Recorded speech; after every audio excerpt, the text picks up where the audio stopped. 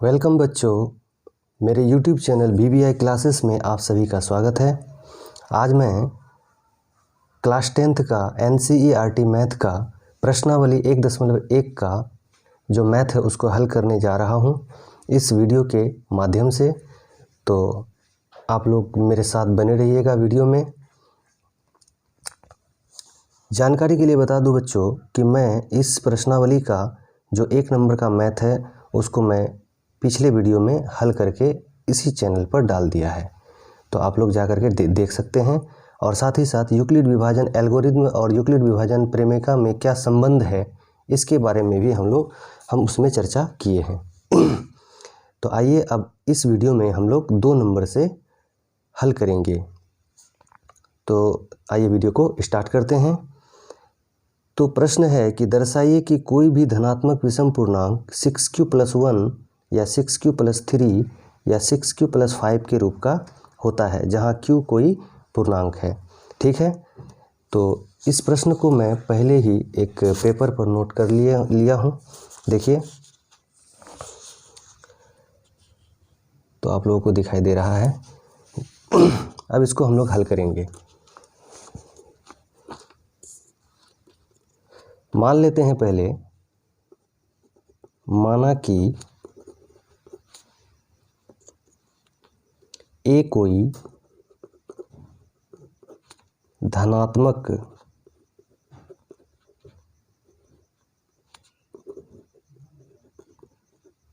विषम पूर्णांक है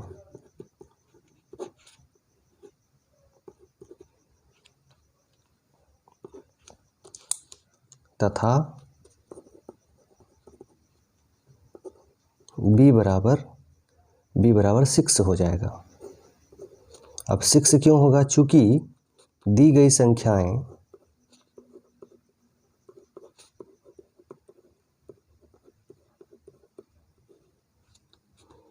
(6q+1) या 6q+5 6q+3 या 6q+5 के रूप का है। ठीक है बच्चों, इसीलिए यहाँ पर b बराबर 6 लेना ही पड़ेगा। ठीक है बच्चों, थोड़ा सा इसको, अब ठीक है। अब इसको हल करने के लिए हम लोग यूक्लिड विभाजन प्रमेय का, जिसके बारे में हमने पिछले वीडियो में जिक्र किया है, उसका प्रयोग करेंगे। तो यूक्लिड विभाजन प्रमेय का से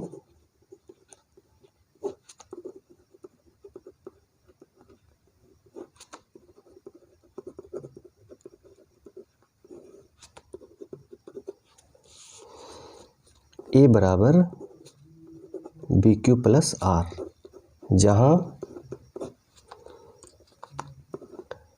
r 0 से बड़ा भी हो सकता है या 0 के बराबर भी हो सकता है, लेकिन b जो है हमेशा r से बड़ा होगा। ठीक है, अब मान लेते हैं, अब हमको यहाँ पर समझना है कि आखिर r का मान कितना हो सकता है। देखिए, b हमेशा r से बड़ा होगा, यानी कि b जो है हमेशा r से बड़ा होगा। तो r का संभावित मान कितना हो सकता है? तो r का संभावित मान यहाँ लिख लेते हैं। r बराबर क्या क्या हो सकता है? 0 हो सकता है, 1 हो सकता है, 2 हो सकता है, 3 हो सकता है, 4 और ज़्यादा से ज़्यादा 5 हो सकता है। क्योंकि 6 ले लेंगे तो फिर b से बड़ा हो जाएगा, या b के बराबर भी हो सकता है, लेकिन b के बराबर तो होना नहीं चाहिए r। तो इसीलिए r का संभावित मान कितना हो जाएगा? 1 2 3 4 5, इससे ज़्यादा नहीं होगा। तो अब हम लोग क्या करेंगे, इस यूक्लिड विभाजन प्रमेय में हम लोग r के मान को इसमें बैठा करके देखेंगे। ठीक है, तो जब r बराबर 0 ले लेते हैं तो r बराबर 0, तो a बराबर क्या हो जाएगा? 6q। देखिए, a बराबर क्या होगा? bq+r। तो इसको एक बार लिख लेते हैं, bq+r, या ए बराबर हो जाएगा बी के जगह में 6q प्लस आर बराबर 0। तो ए बराबर क्या हो गया 6q हो गया। ठीक है, अभी इसको हम लोग 1 मान लेते हैं। ठीक है, इसी तरह से जब आर बराबर हम लोग ले लेते हैं 1 तो उसी प्रमेय से क्या हो जाएगा ए बराबर 6q प्लस 1। तो इसको मान लेते हैं 2। फिर उसी तरह से जब आर बराबर 2 ले लेते हैं तो ए बराबर क्या हो जाएगा 6q प्लस 2। इस तरह से इसको 3 मान लेते हैं। फिर उसी तरह से जब आर बराबर 3 लेंगे तो ए बराबर क्या हो जाएगा 6q प्लस 3। इसको हम लोग 4 मान लेते हैं। जब आर बराबर 4 ले लेंगे तो ए बराबर क्या हो जाएगा 6q प्लस 4। ठीक है बच्चों, अब एक और लेना है। जब आर बराबर 5 तो ए बराबर क्या हो जाएगा 6q प्लस 5। अब हम लोग यहाँ पर हमारा 6 समीकरण बन रहा है। ठीक है, पहला समीकरण है ए बराबर 6q और दूसरा समीकरण है ए बराबर 6q प्लस 1। तीसरा है 6q प्लस 2। उसी तरह से यहाँ पर 6q प्लस 5 तक आया है। तो अब हम लोग कैसे कहेंगे कि इस प्रश्न के अनुसार यहाँ देखा जाए तो धनात्मक विषम पूर्णांक क्या होता है 6q प्लस 1 या 6q प्लस 3 या 6q प्लस 5 के रूप का होता है। हम लोग यहाँ पर एक उदाहरण से समझते हैं। मैं गारंटी देता हूँ बच्चों कि आप लोगों को इस वीडियो में ये जो मैथ बनाया जा रहा है बिल्कुल ही समझ में आएगा। बस सिर्फ ध्यान लगाकर देखिए।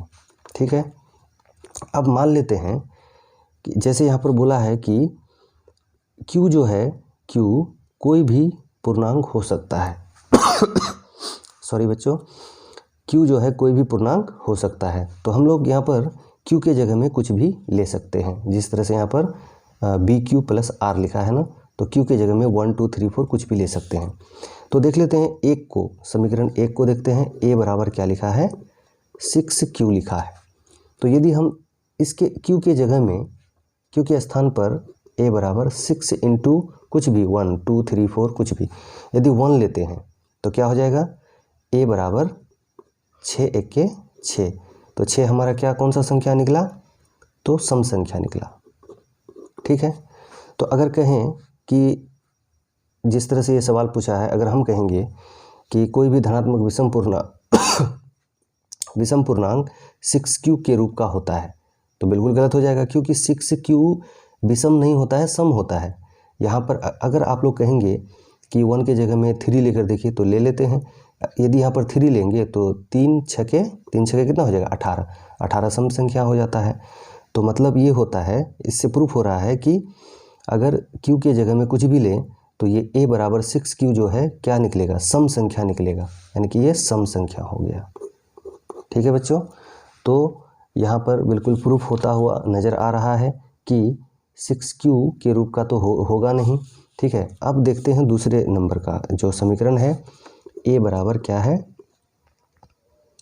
6q प्लस 1 है। ठीक है, तो a बराबर यदि हम q के जगह पर क्या ले लें 6q, यदि 1 ले लें 2 ले लें कुछ भी ले लें, मान लेते 3 ले लेते हैं तो प्लस 1। तो अब इसको हल करेंगे, 6 18 और 1 19। तो ये हमारा कौन सा संख्या निकला, ये 19 विषम संख्या निकला। ठीक है, तो अब आप लोग कहेंगे कि आप 3 लिए हैं q के जगह में इसलिए आया है, तो आप अपने से भी करके देख सकते हैं। 3 के जगह में 5 13 ले लीजिए, 19 ले लीजिए, कुछ भी ले लीजिए। 19 लेंगे तो 19 छके 114 और 1 प्लस में आ जाएगा तो कितना हो जाएगा, 114 और प्लस 1 तो 115 हो जाएगा। ठीक है, तो इस तरह से यदि देखा जाए तो 6q प्लस 1 क्या है, एक विषम संख्या है। ठीक उसी तरह से यदि हम इसको लेते हैं तीन नंबर का जो समीकरण है इसको लेते हैं, a बराबर 6q + 2 लेंगे तो यहाँ पर उसी तरह से इतने सारा हमको नहीं लगता है कि इतना सारा उदाहरण लेना चाहिए, क्योंकि वीडियो फिर लंबा हो जाएगा। तो आप लोग खुद भी करके देख सकते हैं। यदि a बराबर, एक और ले लेते हैं, चलिए, यदि a बराबर 6q + 2 लेते हैं और a बराबर q के स्थान में कुछ भी ले सकते हैं, मैंने बार बार इस बात को रिपीट कर रहा हूँ कि q के स्थान में कुछ भी लिया जाएगा। तो 6q यानी कि 5 ले लेते हैं +2, तो a बराबर क्या हो जाएगा, 6 5 30 और 2 32। तो 32 हमारा क्या निकलता है, सम संख्या निकलता है। यानी कि ये जो है समीकरण 3 जो है हमारा, यानी कि 6q + 2 ये विषम संख्या नहीं हो रहा है, बल्कि क्या हो रहा है, सम संख्या प्राप्त हो रहा है। उसी तरह से 6q + 4 भी क्या हो जाएगा, सम हो जाएगा, लेकिन 6q + 5 क्या हो जाएगा, विषम हो जाएगा। ठीक है बच्चों। तो अब यहाँ पर देखा जाए तो सम संख्या कहाँ, विषम संख्या हमको किससे प्राप्त हो रहा है, तो 2 से प्राप्त हो रहा है। यहाँ पर ये 2 से प्राप्त हो रहा है, और कहाँ से प्राप्त हो रहा है, 4 से प्राप्त हो रहा है, और एक यहाँ पर 6 से प्राप्त हो रहा है। ठीक है, अतः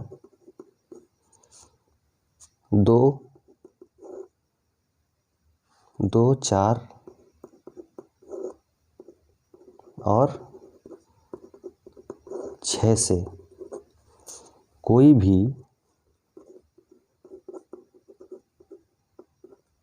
धनात्मक विषम पूर्णांक 6q + 1 या 6q + 3 या 6q + 5 के रूप का होता है।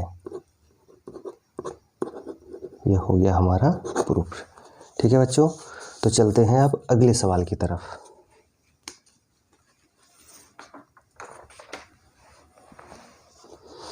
अगला सवाल है 3 नंबर का।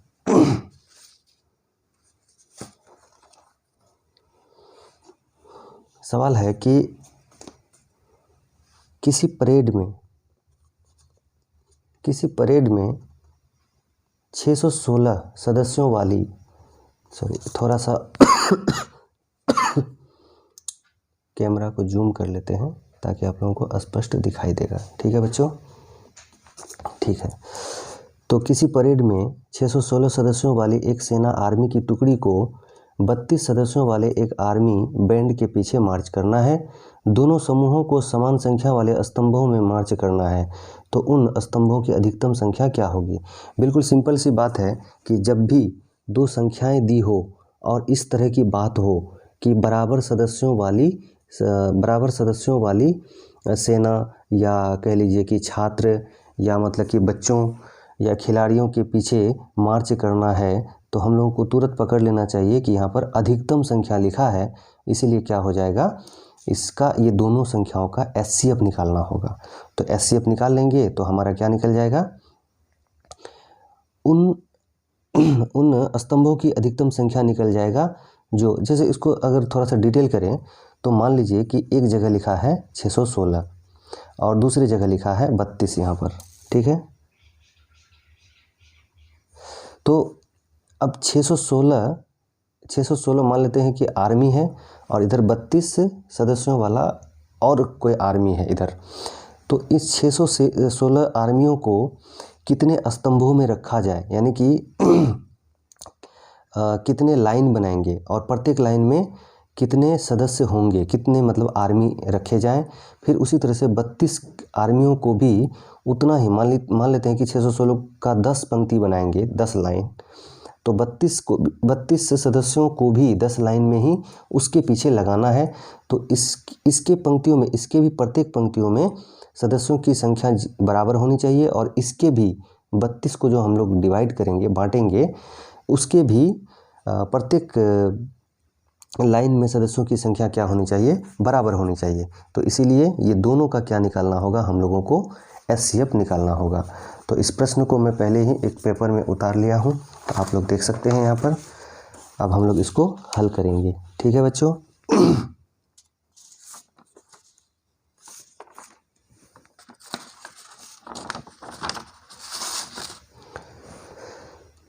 तो मान लेते हैं जिस तरह से पिछले वीडियो में, इसलिए मैं बार बार जिक्र कर रहा हूँ कि आप लोगों को पिछला वीडियो मेरा ज़रूर देखना चाहिए। उसमें यूक्लिड विभाजन का सहारा लेकर के हम लोग दो संख्याओं का एचसीएफ भी प्राप्त कर सकते हैं। तो मान लेते हैं, माना कि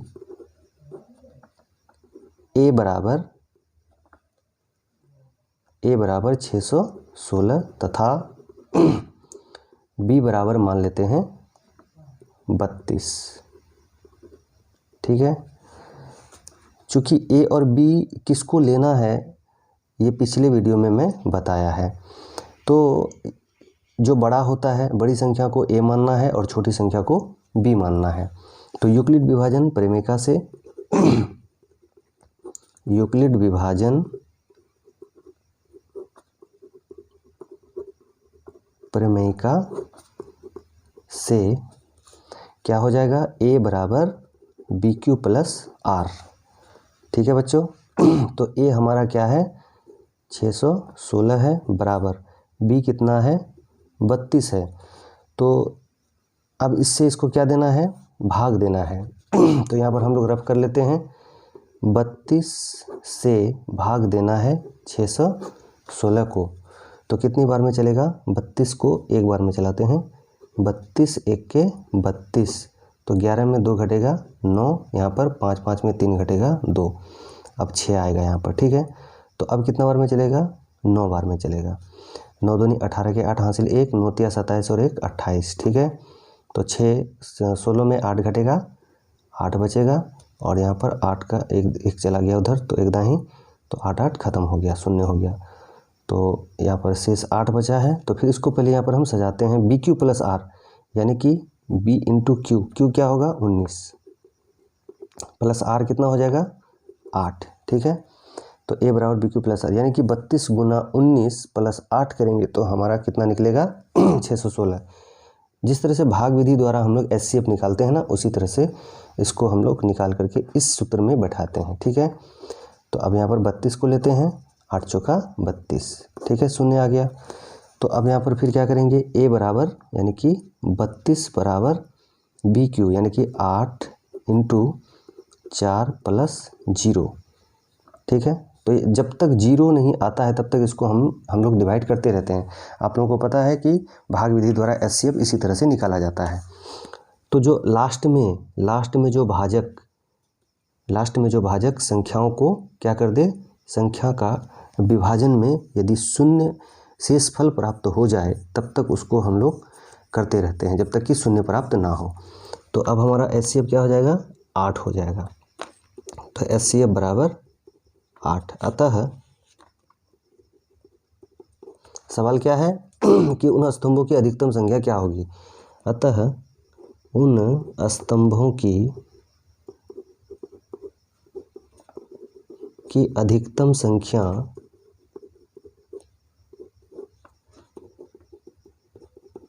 बराबर 8। ये हमारा हो गया 3 नंबर का प्रश्न हल। ठीक है बच्चों।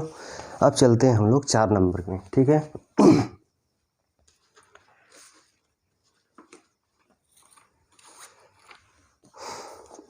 तो 4 नंबर का प्रश्न क्या कहता है, यूक्लिड विभाजन प्रमेयिका से प्रमेयिका का प्रयोग करके दर्शाइए कि किसी भी धनात्मक पूर्णांक का वर्ग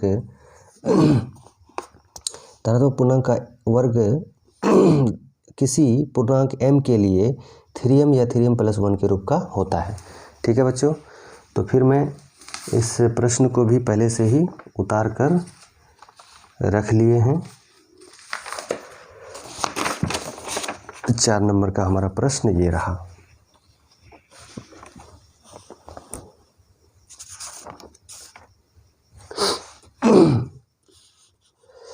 यूक्लिड विभाजन प्रमेयिका का प्रयोग करके दर्शाइए कि किसी भी धनात्मक पूर्णांक का वर्ग किसी पूर्णांक m के लिए 3m या 3m प्लस 1 के रूप का होता है। तो हल करेंगे। माना कि, फिर उसी तरह से मानना पड़ेगा कि मान लेते हैं कि वह धनात्मक पूर्णांक क्या है, ए है, या ए कोई धनात्मक पूर्णांक है। तो अब बी क्या मानना पड़ेगा, पहले ही बताए थे हम कि यदि जो संख्या जिस रूप का दिया रहता है बी का मान उतना ही लेना पड़ता है। तो यहाँ पर बी का मान क्या हो जाएगा, तथा b बराबर 3, चूँकि दी गई संख्याएं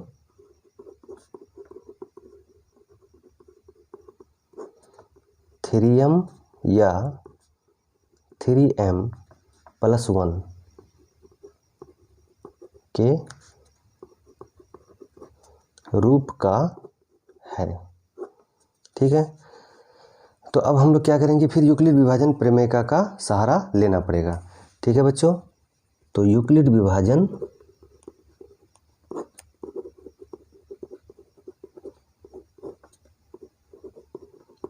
प्रमेयिका से क्या हो जाएगा, a बराबर BQ + R।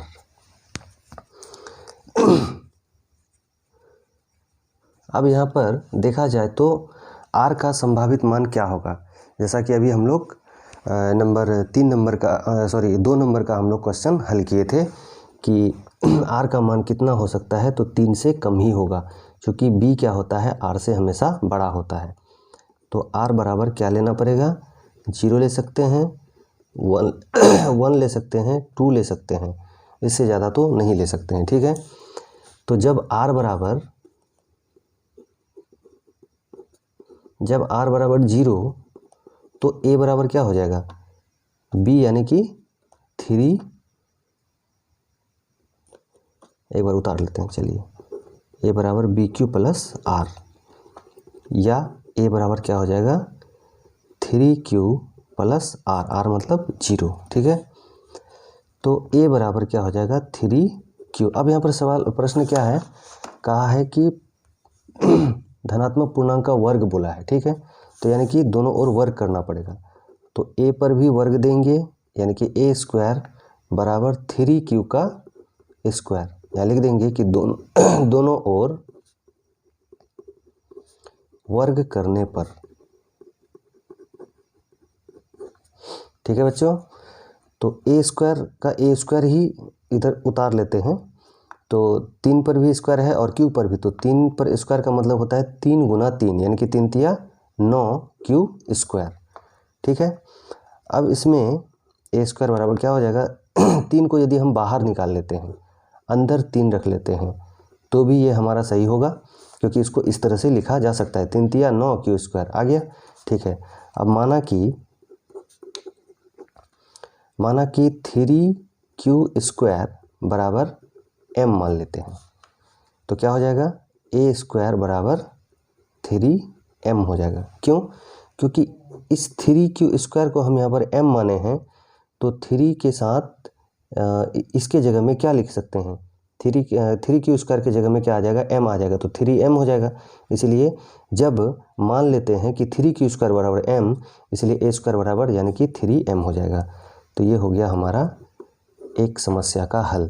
फिर कहा है कि 3m + 1 के रूप का भी होता है, तो जब R बराबर क्या ले लेंगे, 1, तो A बराबर क्या हो जाएगा, BQ + R से A बराबर क्या हो जाएगा, 3Q + 1। फिर उसी तरह से वर्ग करने पर, तो A का स्क्वायर बराबर 3Q + 1 का स्क्वायर, दोनों ओर वर्ग करने पर। ठीक है, तो अब यहाँ पर 3Q + 1 का क्या है, होल स्क्वायर है, तो आप सभी को पता है कि A + B का होल स्क्वायर क्या होता है, तो A² + 2 × A × B + B²। ठीक है, तो अब इसको हल करेंगे, A² बराबर क्या हो जाएगा, 3 × 9Q² + 3 दूनी 6 × 1 = 6Q + 1। ठीक है बच्चों, तो ए स्क्वायर बराबर क्या हो जाएगा, अब यहाँ पर हमको बनाना है 3m+1 के रूप का, तो m यहाँ से निकाल लेते हैं। तो m से पहले हमको 3 निकालना पड़ेगा, तो 3 निकाल लेते हैं। अब यहाँ पर क्या बचेगा, 3 तिया 9, क्यू स्क्वायर को रख लेते हैं अंदर, प्लस 3 2 ले लेंगे तो 3 दूना 6 हो जाएगा, और क्यू को इसके साथ रख लेते हैं और +1 को बाहर कर लेते हैं। ठीक है बच्चों। अब माना कि इतना ये जो लिखा है ना यहाँ पर कि 3q² + 2q, तो इसको मान लेते हैं m, 3q² + 2q बराबर m मान लेते हैं। इसीलिए क्या हो जाएगा, a² बराबर 3, अब इसके जगह में क्या हो जाएगा, m हो जाएगा, 3m प्लस हमारा 1 है। ठीक है, तो यहाँ पर इसको हम लोग पहले इसको 1 माने थे, इसको हम लोग 2 मान लेते हैं। ठीक है, तो जैसा सवाल पूछा था वैसा उसका मिल रहा है उसको, कि कोई भी, अतः कोई भी धनात्मक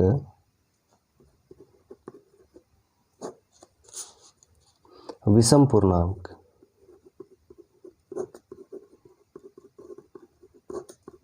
का वर्ग, सॉरी यहाँ पर लिख लेते हैं 1 और 2 से, 1 और 2 से कोई भी धनात्मक विषम पूर्णांक का वर्ग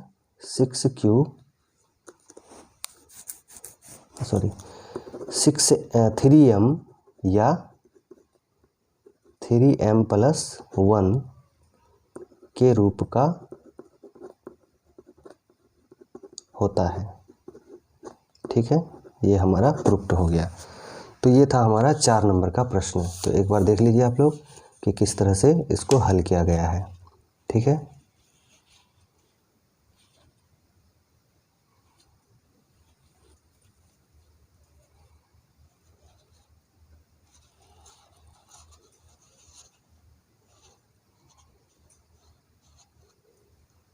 ठीक है बच्चों। अब हम लोग आते हैं अगले प्रश्न, लास्ट प्रश्न होगा इस प्रश्नावली का।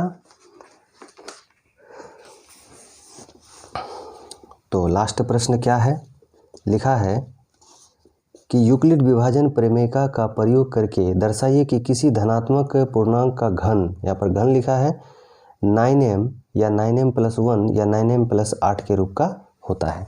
ठीक है बच्चों, तो अब इस प्रश्न को भी हम लोग हल कर लेते हैं। 5 नंबर का प्रश्न है।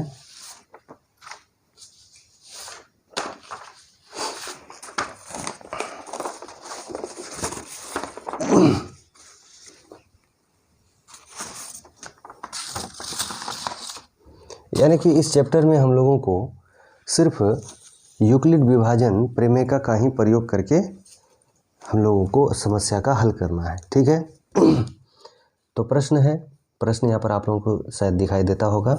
ठीक है, तो हल करते हैं। अब फिर मानना पड़ेगा कि माना कि वह पूर्णांक क्या है, a है, या यूक्लिड प्रमेय का प्रयोग करके दर्शाए कि किसी धनात्मक पूर्णांक, तो मान लेते हैं कि माना कि a कोई क्या है, धनात्मक पूर्णांक है।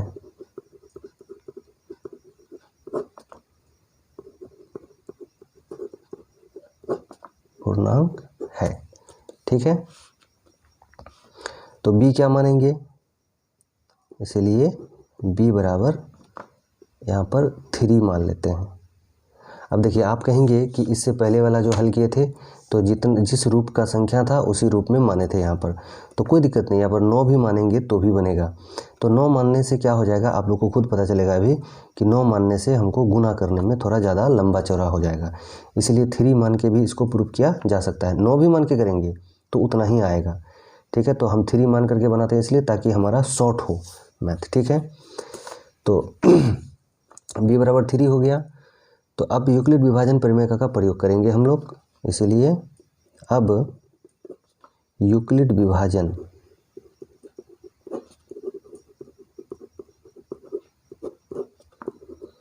प्रमेय का से क्या हो जाएगा, ए बराबर बी क्यूब प्लस आर। ठीक है। तो आर का संभावित मान क्या होगा? जब आर हम लोग मान लेते हैं, यहाँ पर बी कितना लिए हैं? 3 लिए हैं, तो तथा आर बराबर यहाँ पर लिख देते हैं कि आर बराबर क्या क्या हो सकता है? तो 0 हो सकता है, 1 हो सकता है और 2 हो सकता है। ठीक है। यूक्लिड विभाजन प्रमेय से जब आर बराबर 0 तो क्या हो जाएगा? आर बराबर 0 तो ए बराबर बार लिख लेते हैं बी क्यू प्लस आर, या ए बराबर क्या हो जाएगा? बी के जगह में क्या लेना है? 3q प्लस 0, तो ए बराबर क्या हो जाएगा? 3q। ठीक है। अब यहाँ बोला है घन बोला है, इसीलिए घन करेंगे। प्रश्न से a का क्यूब देंगे, अर्थात हमारा संख्या निकलेगा प्रश्न के अनुसार 3q का क्यूब। ठीक है। तो a क्यूब बराबर हो जाएगा 3 तिया 9, 9 तिया, इसीलिए हम यहाँ पर 3 लिए हैं। अब 9 लेते तो 9 गुना 9, 9 नमा 81, 81 नमंग। ठीक है। तो थोड़ा लंबा चौड़ा हो जाता है। 3 तिया 9, 9 तिया 27 क्यूब, या ए क्यूब बराबर क्या हो जाएगा? 27 से 3 को, क्योंकि यहाँ पर बोला है कि 9m के रूप का बोला है, तो इसलिए हम लोग क्या करेंगे? 9 यहाँ पर क्या लेंगे? कॉमन ले लेंगे, तो 9 कॉमन आ जाएगा, तो कितना बचेगा? 9 तिया 27 क्यूब। ठीक है। पिछले मैथ की तरह ही हम लोग इसको भी मान लेंगे। अब माना कि क्या करेंगे बताइए? माना कि 3q बराबर m, इसीलिए a क्यूब बराबर क्या हो जाएगा? 9। अब इसके जगह में क्या लेना है? m, तो हमारा एक जो है चरण पूरा हुआ। ठीक है। अब चलते हैं, जब r बराबर क्या लेंगे? यदि r बराबर हम लोग 1 ले लेते हैं, ठीक है, तो a बराबर क्या हो जाएगा? बी क्यू प्लस आर, या a बराबर क्या हो जाएगा? 3q प्लस आर, मतलब 1। ठीक है। अब प्रश्न से फिर क्या करना पड़ेगा? प्रश्न से वर्ग करेंगे, तो a का भी क्यूब बराबर 3q प्लस 1 का क्या हो जाएगा? क्यूब हो जाएगा। तो a क्यूब बराबर क्या होगा? देखिए एक सूत्र है, चूँकि चलिए यहाँ पर एक बार लिख लेते हैं उस सूत्र को, कि a प्लस बी का होल क्यूब बराबर क्या होता है? चूँकि a प्लस बी का होल क्यूब बराबर होता है a cube plus B cube plus 3ab into a plus B होता है। ठीक है। तो यहाँ भी हम लोग देख रहे हैं कि 3q प्लस 1 का होल क्यूब है, मतलब 3q को a मान सकते हैं, ये पूरे को a मान लेंगे और 1 को b मान लेंगे, तो a प्लस बी का क्या हो जाएगा? होल क्यूब हो जाएगा। ठीक है। इसीलिए 3q प्लस 1 का होल क्यूब बराबर क्या हो जाएगा? 3q का cube a cube plus B cube plus 3 into A, कितना है? a है 3q, इंटू बी कितना है? 1, और इंटू a प्लस बी, यानी कि 3q प्लस 1। ठीक है। अब इसको हम लोग हल करते हैं, तो क्या हो जाएगा? 3 तिया 9, 9 तिया 27 q का क्यूब प्लस, अब 3 तिया 9, और यहाँ पर 1 से इसको गुना करेंगे सॉरी 1 तो यहाँ पर रहेगा ही,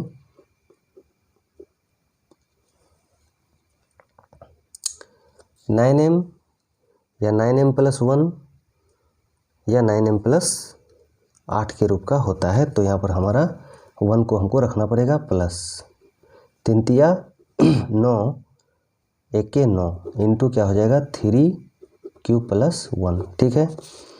तो यहाँ पर हो जाएगा, अब इसको एक बार और गुना करना पड़ेगा, तो 27q प्लस 1 प्लस 9 तिया 27q और प्लस हो जाएगा 3 तिया 9, यहाँ पर q है, इस क्यू के 3 तिया 9, क्यू इसके साथ रहेगा, ठीक है। तो क्यू इंटू क्यू क्या हो जाएगा, क्यू स्क्वायर हो जाएगा, ठीक है। अब 9 क्यू को 1 से भी गुना करेंगे तो 9 क्यू गुना 1 तो 9 क्यू ही होगा, ठीक है। अब इसको फिर एक बार सजा लेते हैं। देखिए 27 Q cube plus 27 Q square plus 9 Q और प्लस 1 को हम लोग लास्ट में रखेंगे, ठीक है। अब ये तीनों पद से क्या लेना है, हम लोग को कॉमन लेना है। तो संख्या क्या है हमारा 9m + 1, तो 9 कॉमन ले लेंगे, ठीक है। तो यहाँ पर बचेगा कितना, 9 तिया 27 क्यू क्यूब प्लस 9 तिया 27 क्यू स्क्वायर प्लस 9 आ गया बाहर तो क्यू बचा प्लस 1, ठीक है। अब इसको मान लेते हैं क्या, फिर उसी तरह से m मान लेते हैं। तो माना कि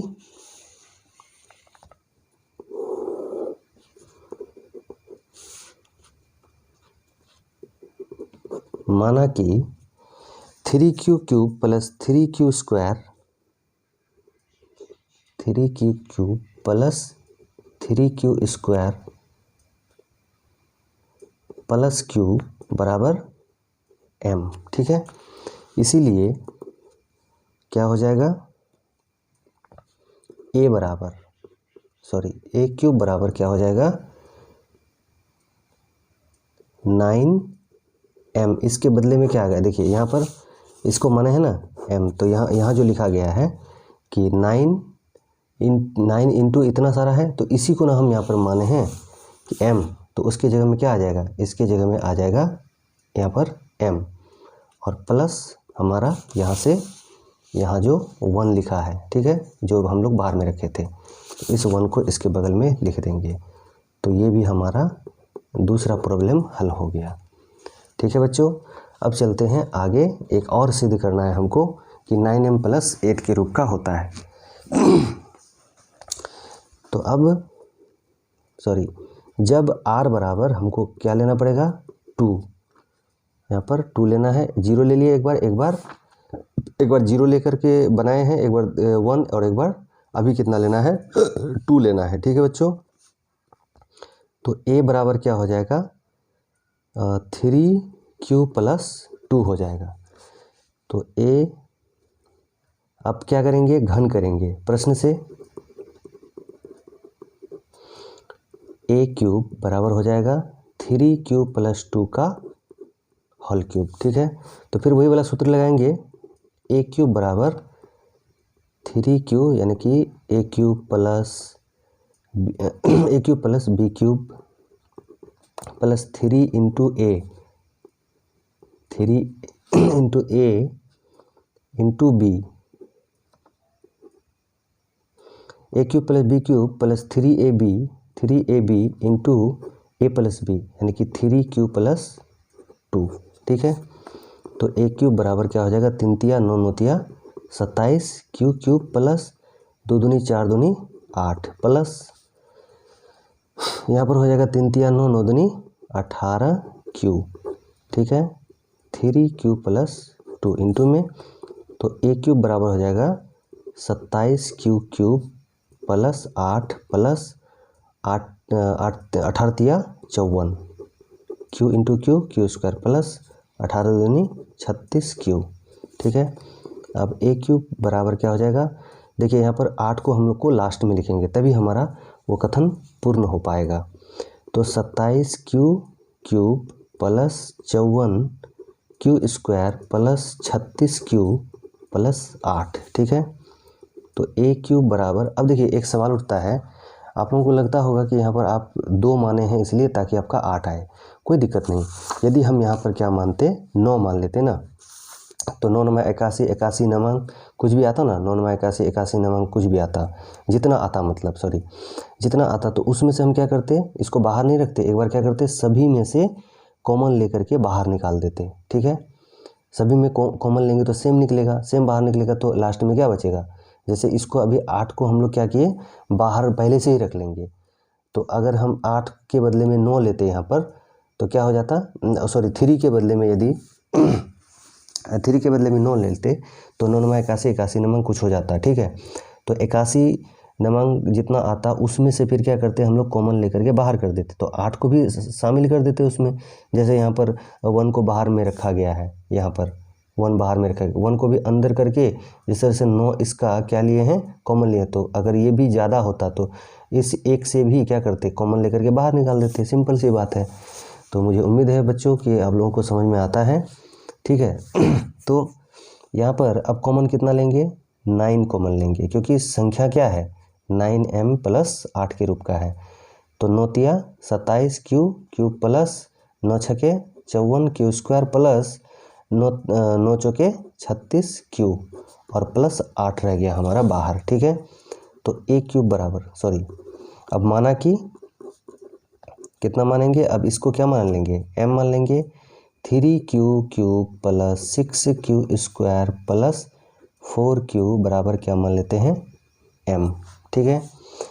इसीलिए a क्यूब बराबर यानी कि इतना बराबर इसको 9 को उतार लेंगे, इसके बदले में m ले लेंगे प्लस 8 कर देंगे, तो ये भी हमारा निकल गया, ठीक है बच्चों। इसीलिए 1 2 और 3 से हमारा कथन प्रूफ होता है कि कोई भी कोई भी धनात्मक पूर्णांक या विषम सम की बात नहीं है, बल्कि धनात्मक पूर्णांक बोला है। कोई भी धनात्मक पूर्णांक, कोई भी धनात्मक पूर्णांक 3m या 3m प्लस 1 या 3m प्लस 8 के रूप का होता है प्रूफ, ठीक है बच्चों। तो एक बार इसको फिर से रिपीट कर लेते हैं कि सवाल क्या है, देख लीजिए आप लोग। यदि आप लोगों को स्क्रीनशॉट लेना हो तो आराम से ले सकते हैं, देख लीजिए।